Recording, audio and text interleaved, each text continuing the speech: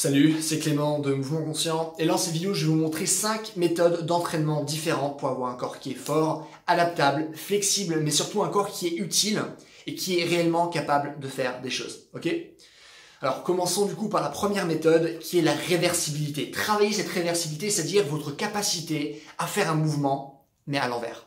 Parce que s'il y a quelque chose que nous dit Moshe Feldenkrais, qui a fait d'énormes travaux en termes de mouvement, il nous dit que quelqu'un qui a une excellente coordination, c'est non seulement quelqu'un qui est capable de faire un mouvement, mais c'est surtout quelqu'un qui est capable de refaire ce mouvement, mais à l'envers. C'est-à-dire que c'est bien beau de faire des mouvements qui vont demander pas mal de coordination, de force ou de souplesse, mais ces mouvements vont réellement être validés à partir du moment où vous êtes capable de le faire à l'envers. Et les gens, c'est toujours plus facile de monter sur un arbre plutôt que de descendre de l'arbre. Généralement, on trouve plein de moyens différents pour monter au-dessus de l'arbre. Une fois qu'on est au-dessus, on essaie de se tenir à une branche et on se laisse tomber parce que c'est beaucoup plus dur de descendre. Et du coup, de la même manière, c'est bien beau de faire un mouvement compliqué comme, je sais pas, faire une liaison 6 squat pont, mais ce mouvement, il va réellement être validé à partir du moment où vous êtes capable de le faire à l'envers, parce que c'est ça qui demande le plus de coordination. Du coup, à partir du moment où maintenant vous voulez un corps qui est réellement fort, un corps qui est capable de réagir à plein de situations différentes, vous devez beaucoup travailler sur cette réversibilité du mouvement. Ça, c'est la première méthode. La deuxième méthode, c'est d'augmenter l'intensité d'un mouvement pour mieux le faire. Qu'est-ce que j'entends par là? C'est-à-dire que si maintenant il y a une balle qui est par terre, une balle de tennis, et que j'essaye de la soulever, je peux vraiment le faire de plein de manières différentes. Je pourrais venir sur la pointe des pieds, me pencher en avant, la récupérer. Vraiment, il y a tellement de moyens, une infinité de moyens différents pour récupérer cette balle. Et du coup, j'ai pas besoin de me poser la question de ok, comment je dois placer précisément chaque partie de mon corps, ma colonne vertébrale, de façon à bien respecter mon anatomie et de bien faire ce mouvement sans blesser. Vous n'avez pas besoin d'avoir cette réflexion-là, que ce soit une réflexion consciente, mais surtout une réflexion inconsciente. Votre corps se dit, c'est un mouvement très simple, du coup j'ai pas besoin de bien le faire. Par contre, si maintenant, j'essaie plus de soulever cette petite balle de tennis, mais j'essaie de soulever une kettlebell de 20 kg, est-ce que vous pensez que là aussi, je viendrai sur la pointe des pieds et que je me pencherai en avant pour récupérer la kettlebell? Non. Là, je vais devoir vraiment aller au sol, faire un squat, faire attention à la position de mon dos, avoir un dos droit et neutre, prendre la kettlebell et après la soulever par exemple. Et du coup, pourquoi je vous dis ça? C'est-à-dire qu'il y a énormément de personnes, par exemple, qui vont faire des squats au poids de corps, mais qui ont une très mauvaise façon de le faire et qu'à force de faire des squats de cette manière, ils abîment leur corps à cause de plein de phénomènes de compensation différents.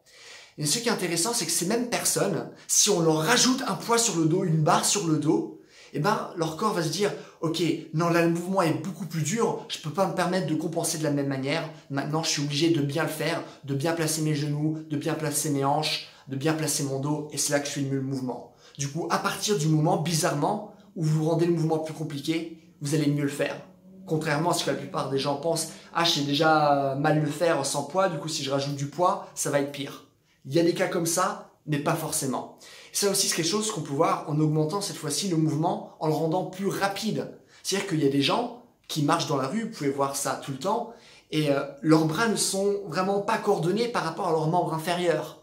Par contre, ces mêmes personnes, maintenant vous leur demandez de taper un sprint, et bizarrement tout de suite, même si leur coordination est loin d'être parfaite, mais leurs bras seront beaucoup plus coordonnés par rapport au mouvement de leurs pieds. Du coup, si vous voulez bien faire un mouvement, rendez-le plus compliqué. Ça, c'est la deuxième méthode. Du coup, apprendre à rendre les mouvements plus compliqués. Troisième méthode. Si vous êtes quelqu'un qui souffre de douleurs chroniques, si vous êtes quelqu'un qui a des restrictions de mouvement à cause d'une blessure, ou si vous êtes quelqu'un qui recommence le sport, travailler au sol est excessivement intéressant. Pourquoi? Parce que lorsque vous travaillez au sol, déjà vous avez beaucoup plus de feedback. C'est-à-dire que si vous êtes debout et que vous faites, je sais pas, par exemple, une flexion du bas de votre dos, c'est vraiment dur de ressentir ce qui se passe si vous recommencez une nouvelle activité. Par contre, si je fais cette même flexion du bas de mon dos en étant au sol, je vais le sentir. Pourquoi? Parce qu'en faisant une flexion du bas de mon dos, le bas de mon dos va toucher le sol. Et du coup, je vais sentir quelque chose. Du coup, vu que je serai au sol à chaque fois, et que je toucherai le sol avec plein de parties différentes de mon corps, j'aurai beaucoup plus de feedback sensoriel et j'aurai beaucoup plus une idée de, tiens, qu'est-ce que mon corps est en train de faire à ce moment même, ok? Deuxièmement, du coup, je vous avais parlé de vos restrictions de mouvement. Si vous avez des mouvements que vous n'êtes pas capable de faire, si vous avez peur de mal faire un mouvement. Lorsque vous êtes au sol, votre espace est limité. C'est pas comme si maintenant, là, dans l'air, je peux faire plein de mouvements différents. Au sol, c'est beaucoup moins le cas. Du coup, vos mouvements vont être beaucoup plus restreints. C'est-à-dire que donc, par la suite, la marge d'erreur va être beaucoup moins grande. Et donc, ça va être beaucoup plus facile pour des personnes qui ont des douleurs chroniques de travailler justement au sol. Troisièmement, et quelque chose qu'il faut aussi garder en tête, lorsque par exemple vous marchez, ou lorsque vous sautez, vous courez ou faites ce genre de mouvement dans l'espace entre guillemets, et ben, même si c'est des mouvements faciles, il y a toujours une partie de votre cerveau qui se dit mais si maintenant je tombe, je pourrais toujours tomber, il faut vraiment que je reste alerte. Si vous êtes au sol, vous n'avez pas cette partie du cerveau qui est autant activée. Pourquoi? Parce que votre centre de gravité est baissé. Et du coup, ça va vous permettre de bouger avec beaucoup plus de sécurité, avoir beaucoup plus d'amplitude. N'oubliez pas un truc que je vous ai dit, la raison pour laquelle, par exemple, il n'y a pas tout le monde qui peut faire un grand écart instantanément, c'est parce que notre corps essaie de nous protéger, ne pas nous donner trop de souplesse, par peur justement à je fais un mouvement trop souple et je vais me déchirer un muscle, ok? Du coup, plus vous allez avoir peur, plus inconsciemment vous allez peur de tomber, de vous faire mal, et ben votre corps va réduire votre amplitude. Ce qui n'est pas le cas lorsque vous êtes au sol, parce que ça va envoyer le signal à votre cerveau que ok, tu es en sécurité lorsque tu fais ces mouvements-là, du coup tu peux me permettre de me donner plus d'amplitude ou plus de force. Je vais pas en parler davantage, j'en ai déjà parlé dans plein de vidéos, mais du coup voilà, gardez ça en tête, ça c'est la troisième méthode d'entraînement. Quatrième méthode d'entraînement. Si maintenant vous voulez améliorer un mouvement ou si vous voulez en apprendre un nouveau, votre attention ne doit pas être placée au même endroit. Qu'est-ce que je veux dire par là? Il y a énormément d'études qui ont été faites par exemple sur l'apprentissage de mouvements ou sur l'augmentation d'un mouvement préexistant, ont montré que si maintenant vous voulez améliorer un mouvement, vous devez focaliser votre attention vers l'extérieur. Si maintenant je prends l'exemple de tirer aux flèches par exemple. Un moyen simple d'améliorer ma capacité à faire ce geste, c'est de me concentrer sur la cible, du coup vers l'extérieur, au lieu de me concentrer sur moi-même, c'est-à-dire en l'occurrence la flexion du poignet. Du coup, des personnes qui essayent d'améliorer un mouvement vont avoir beaucoup plus de résultats et vont progresser beaucoup plus rapidement s'ils se concentrent vers l'extérieur au lieu de se concentrer vers l'intérieur. Réciproquement, des études ont montré qu'à partir du moment où vous essayez d'apprendre un nouveau mouvement que vous n'avez jamais fait auparavant, c'est-à-dire que par exemple le tir aux fléchettes, votre corps se dit ok, est-ce que j'ai déjà fait ce schéma moteur à un moment donné dans ma vie? Il va rechercher dans sa base de données, il va dire ah oui j'ai déjà fait ce mouvement, ok, du coup ça va être plus facile du coup pour refaire ce mouvement parce qu'il a déjà une base de données avec laquelle il peut travailler. Lorsque vous n'avez pas cette base de données, ça sert à rien de se concentrer vers l'extérieur. Vous devez vous concentrer vers l'intérieur. Du coup, si on reprend l'exemple des fléchettes, ça va être justement sur cette flexion du poignet. C'est pour ça que si vous regardez maintenant un coach qui va travailler avec des athlètes, il va que donner des trucs comme regarde la barre, regarde le sol, regarde ci, regarde ça. Par contre, si maintenant vous allez voir un kiné, parce que vous avez une douleur chronique, parce que vous avez eu un accident, que du coup vous devez reconstruire votre corps, votre kiné il va pas vous dire regarde la balle, regarde ce socle. Non, il va vous dire ok, fais attention à la position du bas de ton dos. Est-ce que tu ressens ça? Ok. Fais attention à la position de ton cou lorsque tu fais ce mouvement. Il vous donne à chaque fois des feedbacks internes.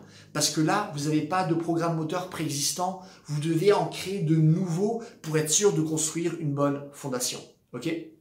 Du coup, en fonction du type de mouvement que vous êtes en train de faire, dirigez votre attention vers l'extérieur ou vers l'intérieur. Vous allez voir qu'en utilisant cette méthode d'entraînement, vous allez voir beaucoup plus de résultats qu'en ayant simplement une méthode très, on va dire, ça va être très blanc ou noir, c'est-à-dire, ah oui, soit extérieur, soit intérieur, mais jamais de faire des mélanges des deux en fonction du type de mouvement que vous êtes en train de travailler. Ok? Ça, du coup, c'était la quatrième méthode. La cinquième méthode, c'est de s'entraîner en bougeant. C'est de s'entraîner, pardon, en jouant. Pourquoi c'est important? Est-ce que vous avez déjà remarqué que les espèces les plus intelligentes sur cette planète sont les espèces qui jouent le plus? Regardez par exemple les dauphins ou les chimpanzés, des espèces qui sont vraiment reconnues pour être intelligentes. Ces espèces jouent beaucoup plus que par exemple une tortue, qui est réputée pour ne pas être si intelligente que ça. Et on peut aussi le voir avec les humains. Les humains qui sont de loin l'espèce la plus intelligente, on est aussi de loin l'espèce qui joue le plus. Du coup, ça c'est intéressant à faire comme rapprochement, et on peut aussi le voir avec les bébés. Les bébés qui passent de savoir faire aucun mouvement du tout, à être capable de passer en torsion, en inversion, de rouler, de commencer à marcher, à squatter, à faire ce genre de choses, Vous pensez qu'ils ont appris ces mouvements comme vous lorsque vous allez à la salle en mode « Ah, je dois faire du sport maintenant, oui, c'est important, machin truc. » Non, ils jouent. Et parce qu'ils jouent, eh ben, ils arrivent à avoir finalement beaucoup plus de stimulus. Et grâce à tous ces stimuli, eh ben, ils arrivent à progresser plus rapidement. Et ça, c'est des études qu'on a également fait avec des rats. On a pris un rat normal et on a essayé finalement de faire bosser ses programmes moteurs à l'intérieur de son cerveau simplement en le faisant faire des labyrinthes seul.